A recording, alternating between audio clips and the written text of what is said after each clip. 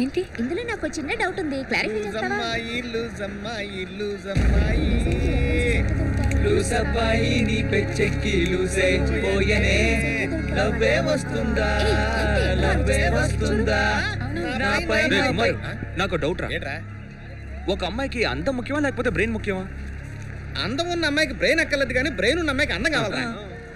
రెండు లేని అమ్మాయిని ఎప్పుడైనా చూసావా? ఏంట్రా అలా మాడతావు? ఎదురుగుండా ఉంది కదా, రోజు చూస్తున్నాం కదా. ఇదేనా సైట్? ఇలాంటి అమ్మాయిలు ఊళ్ళో ఉన్నంత వరకు ఏ అబ్బాయి ప్రశాంతంగా స్నానం చేయలేడురా. ఇంకా నేను ముందుగానే జాగ్రత్త పడి తుండు కూడా చుట్టేసుకున్నాను. లేదనుకో అది బెత్తరపోయేది, నేను ఆల్ బెత్తర అయ్యేవాడిని. నువ్వు వేస్ట్ గాడురా, నేనైతే తుండు కూడా కట్టేవాడు కాదు. రే నేను ఆల్ బెత్తర ఉన్నందుకు నీకు ట్రీట్ ఇస్తాను రా. రే దేవా ఒక టీ ఇవ్వు.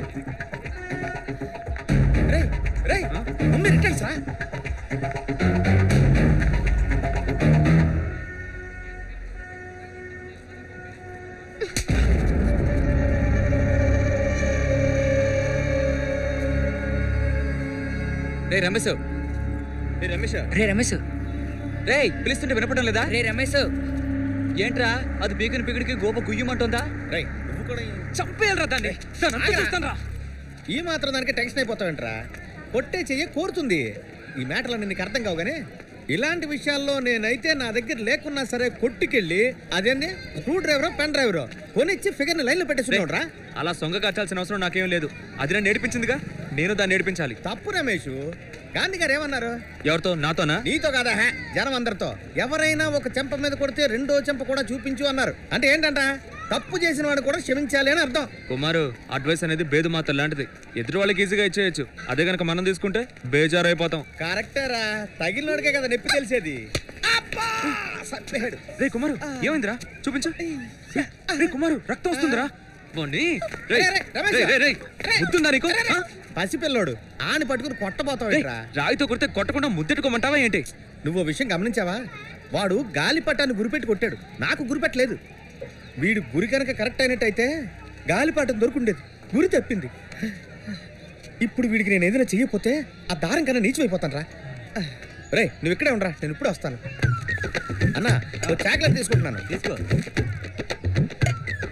బాబు ఇదిగో తిను. ఇక మీదటి మనుషులు తిరిగే దారిలో రాళ్ళు విసరకూడదు, సరేనా? వెళ్ళు. చూసావా, 5 రూపాయల చాక్లెట్తో పిల్లోనే మార్చేశా. ఇదే గాంధీ గారు చెప్పిన అహింసా మార్గం. ఇలాగే మా నాన్న కూడా గారాభంగా పెంచుంటే నేను అబ్దుల్ కలాం లాగా ఓ పెద్ద సైడ్ డిష్ అయ్యి ఉండేవాడిని. ఏంటి సైడ్ డిషా? అదేనా శాస్త్రవేత్త, దాని పేరు సైంటిస్ట్. సరే పద, ఇప్పుడు ఫీల్ అయ్యి ఏం ప్రయోజనం? ఏం లేదు రమేష్, మా నాన్న నన్ను చీటికి మాటికి కొట్టేవాడు, అందుకే ఇలా తయారయ్యా. అందుకనే నేను ఎవరిని కొట్టను. భాషా ఫస్ట్ హాఫ్లో రజనీకాంత్ లాగా అన్ని భరిస్తూ అందరినీ ప్రేమతో మారుస్తుంటాను. రమేష్, ప్రేమ గురించి హేమాలని ఏమన్నారో తెలుసా? తెలుసురా, నేను మూసుకొని ఉండమన్నారు. నీకు బాగా ఎటకారం ఎక్కువైపోయిందిలే. నీ పని ఎలా కాదు, టైం వచ్చినప్పుడు. ఇదేంట్రా బాబు, అతడు సినిమాలో చిన్నప్పుడు మహేష్ బాబులాగా ఉన్నారు. ఇలా చేతుల్లో రాళ్ళు ఎట్టి, ఇలా కంట్లో సూప్ ఎట్టి.